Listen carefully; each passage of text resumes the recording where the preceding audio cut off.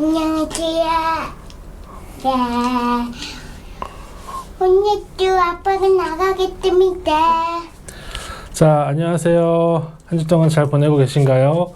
오늘 7월 1일, 7월이 시작되고 또 2021년이 벌써 반이 지났고 반을 또 시작을 합니다. 이제 큐티 본문이 사도행전으로 바뀌면서 우리가 사도행전 개관을 제가 같이 읽어보면 좋겠다라는 생각이 들어서 영상을 잠깐 간단하게 찍고 있습니다.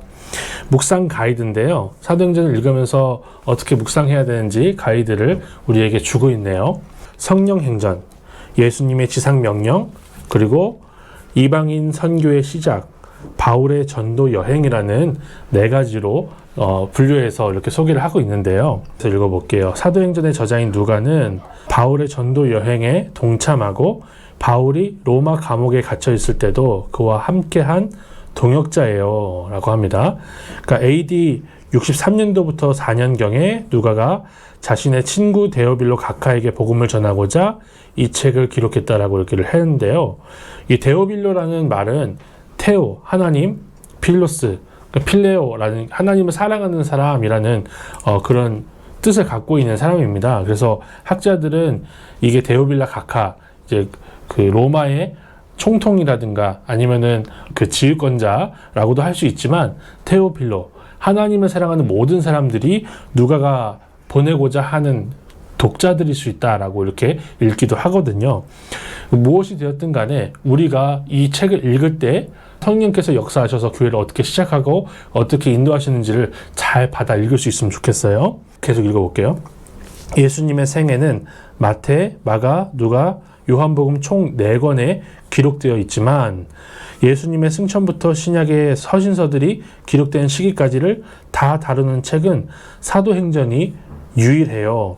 이처럼 사도행전은 복음서와 서신서 사이를 잇는 역사적 고리이며 교회 공동체의 시작과 발전을 보여주는 책입니다. 역사적 고리라고 할 수 있고 또 보충이 되는 책이라고도 할 수 있고 또 역사를 다루는 책이니까 역사서라고도 할 수 있는데 이 사도행전 그리고 누가복음의 아주 전공자이신 그 교수님이 제가 책을 읽어보니까 이 누가복음과 사도행전은 교회의 역사를 가르쳐주고자 이렇게 기록된 것일 수도 있지만 기본적으로 이 책은 복음을 가르쳐주는 책이다라는 것을 잊지 말라고 하더라고요. 또 예수님의 부활의 능력, 사도들을 통해서 일하시는 성령의 역사를 강조하기에 성령행전으로도 볼 수 있답니다 라고 이렇게 기록이 되어 있어요. 사도들의 가르침 그리고 사도들의 행하는 모든 일들을 분명히 보여주고 있지만 성령께서 하시는 일이다. 사도들이 하고 있지만 성령께서 교회를 이끌어 가신다라는 것을 분명히 보여준다는 거죠.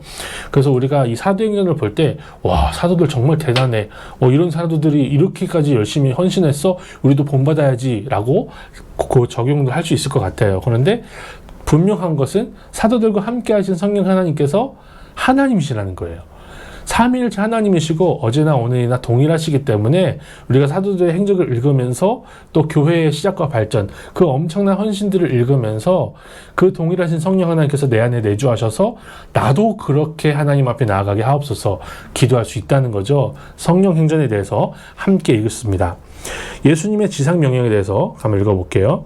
예수님은 승천하시기 전에 마지막 지상명령으로 예루살렘과 온 유대와 사마리아와 땅끝까지 이르러 내 증인이 되리라고 예고하셨어요. 사도행전 1장 8절이에요. 오늘 본문의 말씀이에요.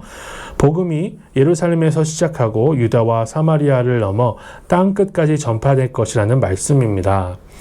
이 말씀은 성령의 역할과 교회의 사명뿐만 아니라 사도행전의 전체적인 구조를 이해하는 데 중요한 역할을 해요. 즉 성령이 오시면 제자들이 능력을 받고 예수님의 증인으로서 살아가게 되리라는 말씀입니다. 이 말씀은 오순절 성령 강림 사건으로 점화되었고 성령을 받은 교회 공동체는 예루살렘에서 복음을 전하기 시작합니다. 초대 교회는 성령에 충만하여 물건을 통용하며 하나가 되었고요. 이 모든 것이 성령의 사역입니다. 이 초대 교회가 그 성령 받고 그리고 예수님이 부활하신 예수님이 정말 살아계시구나 라는 것을 그분이 우리 주님이시구나 라는 것을 분명하게 고백하고 하루에 3,000명, 5,000명씩 회개하고 나서 이 교회 공동체가 서로 가지고 있는 것들을 나누는 장면을 볼 수 있거든요. 근데 이거는요 신약의 교회이기 때문에 특별히 그렇게 한 것이 아니라고 보기보다는 구약 성경이 가리키고 있는 분명한 가르침, 율법을 따라서 우리가 서로 구제하고 사랑하고 나눠야 된다는 그 가르침을 성령 받은 사람들이 온 마음과 뜻을 다해서 순종할 수 있었다는 것을 말해요. 그래서 우리는 새로운 것이 아니라 우리 주님께서 이미 주신 것에 분명히 순종하는 그런 공동체가 되어야 된다. 우리 주님의 성령께서는 창세기로부터 요한계시록에 이르기까지 그 주의 말씀을 주신 동일한 성령님이시고 영원히 변함없는 하나님이시다라는 것을 우리가 읽어야 되는 것이죠. 그래서 우리가 이 사도들의 초대교회를 보면서 초대교회의 모습이 출애굽한 그 이스라엘이 이런 모습이었어야 되는데 이제 신약의 성령께서 임하신 교회의 그 모습이 실현됐구나, 이렇게 읽으시면 될 것 같아요. 이방 선교의 시작.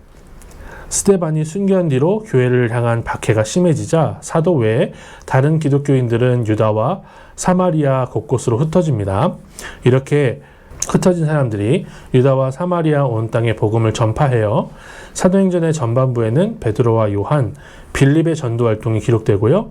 그리고 기독교인을 핍박하던 사울, 이제 바울로 바뀌는 사울이 다메섹으로 가던 길에 예수님을 만나 회심하고 복음 전도자로 세워지는 모습도 기록되었고요.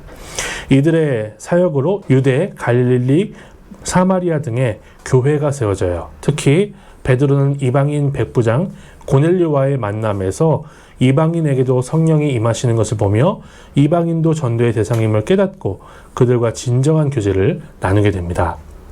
그러니까 고넬료 사건 이전까지는 이방인들이 구원을 받아야 된다는 생각을 그렇게 심각하게 해본 적이 없었던 게 이제 초대교회입니다. 그러다가 11장에 고넬료에게 하나님이 천사 보내시고 그 천사의 말을 들은 고넬료가 이제 베드로를 데리고 오고, 베드로를 데리러 오는 과정에서 베드로가 보자기에 쌓여있는 부정한 음식들을 보면서 하나님께 저는 안 먹겠습니다 라고 티격태격 하다가 3번 하나님이 그 모습을 보이시고 나서 고넬료가 보낸 그 부하들을 따라서 고넬료한테 가죠. 그리고 베드로가 예수 그리스도의 죽음과 부활을 전하니까 그 집안에 모여 있었던 이방인들에게 성령이 임하는 거예요. 이게 그 사도행전 2장에 기록된 오순절 성령의 임하심과 너무나 비슷했다는 거죠. 그래서 이방인들도 구원하시는구나, 그제서야 생각을 했다는 것입니다. 우리도 비슷해요. 저는 교회가 동성애자들에 대해서 그게 죄라는 것을 가르쳐주는 것에 대해서 차별이라고 생각하지 않습니다. 그건 차별이 아니라 그들에게 구원의 분명한 도를 가르쳐줌으로 구원의 길을 제시하는 아주 중요한 복음 전도의 행위라고 저는 생각을 해요.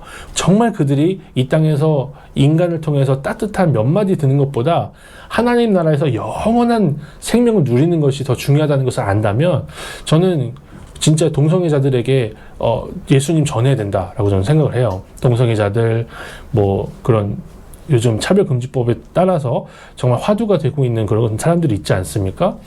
이방인들의 선교가 이 고넬료 사건을 통해서 이제 점화가 되고 이방인들에게도 복음을 전해야 된다라는 것을 생각했던 것처럼 우리도 차별금지법이 지금 제정이 되려고 하고 있어요. 절대로 제정되어서는 안 됩니다. 왜냐하면 그것을 통해서 교회가 너무나 핍박을 받을 게 분명하기 때문에 그래요. 그리고 그것을 통해서 오히려 역차별될 교인들을 우리가 보호하기 위해서, 그렇기 위해서라도 저는 차별금지법 막아야 된다고 생각합니다. 그러면서 이 기회에 우리가 동성애자들에 대해서 태도가 안 좋았다면 좀 생각을 해봐야 될 것 같아요. 복음 전해야 돼요. 따뜻하게 말도 할 수 있어야 되고 복음도 전하는데 그 복음 안에 동성애는 죄라는 분명한 메시지가 들어있어야 된다는 거죠. 그래서 저는 좀 그 부분을 좀 생각하게 됐습니다. 이 부분을 읽으면서. 바울의 전도 여행, 마지막으로 읽어볼게요. 사도행전의 후반부는 바울의 전도 활동을 중심적으로 다룹니다. 교회를 박해하던 바울이 회심한 후 3번의 전도 여행을 다녀온 여정이 기록되었죠. 3번이나 전도 여행을 다녀옵니다. 바울의 1차 전도 여행으로 바보, 비시디아, 안디옥, 이고니온, 루스드라, 더베, 버가 지역에 예수님을 믿는 사람이 생겨나 교회가 세워집니다. 2차 전도 여행 중 하나님이 주신 환상을 본 바울은 마게도니아로 가서 빌립보, 데살로니가, 베레아, 아덴, 고린도 등지에 복음을 전해요. 드디어 유럽까지 복음이 전파된 것이죠. 마지막 3차 전도 여행에서 바울은 에베소에서 복음을 전한 뒤 로마로 향하고자 고난을 각오하고 예루살렘으로 돌아와요. 이처럼 바울은 영혼 구원을 위해 온전히 헌신했답니다. 사도 바울이 스데반 집사님을 죽이는데 너무나 혁혁한 공을 세웁니다. 왜냐하면 스데반 집사님께 돌을 던진 그 사람들이 사울이었을 때 그 앞에 다 옷을 벗어놓고 증인 세워놓고 가요.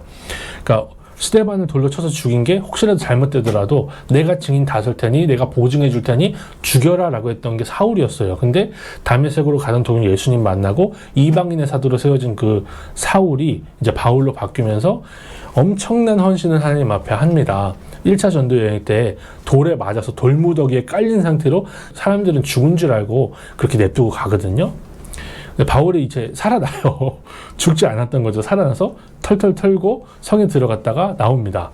그리고 나서는 그 마지막 전도 여행지가 1차 전도 여행지가 자기의 고향인 길리기아 다소와 굉장히 가까웠어요.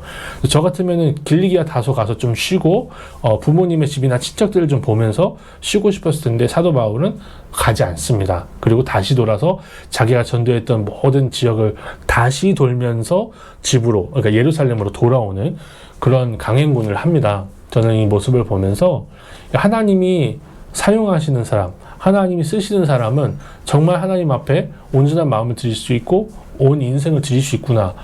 저는 젊었을 때에도 정말 하나님 앞에 순교를 위해서 많이 기도를 했을 정도로 무엇인가 많이 드리고 싶었어요. 근데 제가 살면 살수록 무엇인가 제가 하나님께 많이 드리고 싶었는데 주님이 주시는 것을 제가 다 갚을 수가 없겠더라고요. 사도 바울도 그 얘기를 합니다. 자기가 이렇게까지 복음을 전해도 아무것도 자기한테 상이 없다는 거예요. 이거 자기가 당연히 해야 되는 거고 대신 자기가 상 받을 것이라고 생각했던 건 하나는 공동체를 세우면서 거기서 지원을 받지 않고 자기가 직접 천막 만드는 일을 하면서 그렇게 사역을 했던 거, 자비랑을 했던 게 자기의 자랑이고 자기가 받을 상급인데 뺏지 말라 그런 얘기를 하는 거예요. 우리도 하나님 앞에서 받을 상급들이 있죠. 우리 주님께서 주신 것들을 우리가 구원받은 우리가 분명히 고백할 수 있어요. 주신 것을 감사하면서 우리 주님 앞에 드릴 수 있는 그런 이제 2021년도에 하반기가 될 수 있으면 좋겠습니다.